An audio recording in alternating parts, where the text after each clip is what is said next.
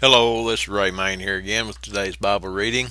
Today we're going to be reading in the book of Exodus, chapter 2. And there went a man of the house of Levi and took to wife a daughter of Levi. And the woman conceived and bare a son, and when she saw him that he was a goodly child, she hid him 3 months. And when she could not longer hide him, she took for him an ark of bulrushes, and daubed it with slime and with pitch, and put the child therein, and she laid it in the flags by the river's brink. And his sister stood afar off, to wit what would be done to him. And the daughter of Pharaoh came down to wash herself at the river. And her maidens walked along by the river's side, and when she saw the ark among the flags, she sent her maid to fetch it. And when she had opened it, she saw the child, and behold, the babe wept. And she had compassion on him, and said, This is one of the Hebrews' children. Then said his sister to Pharaoh's daughter, Shall I go and call to thee a nurse of the Hebrew women, that she may nurse the child for thee? And Pharaoh's daughter said to her, Go.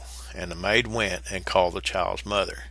And Pharaoh's daughter said unto her, Take this child away, and nurse it for me, and I will give thee thy wages. And the women took the child, and nursed it. And the child grew, and she brought him unto Pharaoh's daughter, and he became her son. And she called his name Moses, and she said, Because I drew him out of the water. And it came to pass in those days, when Moses was grown, that he went out unto his brethren, and looked on their burdens. And he spied an Egyptian smiting an Hebrew, one of his brethren.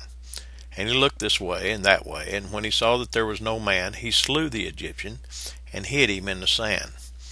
And when he went out the second day, behold, 2 men of the Hebrews strove together.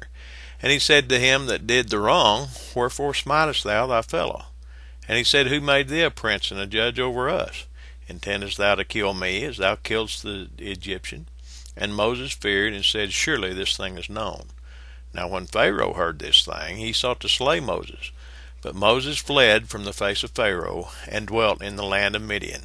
And he sat down by a well. Now the priest of Midian had 7 daughters, and they came and drew water, and filled the troughs to water their father's flock. And the shepherds came and drove them away. But Moses stood up and helped them, and watered their flock. And when they came to Reuel their father, he said, How is it that you are come so soon today?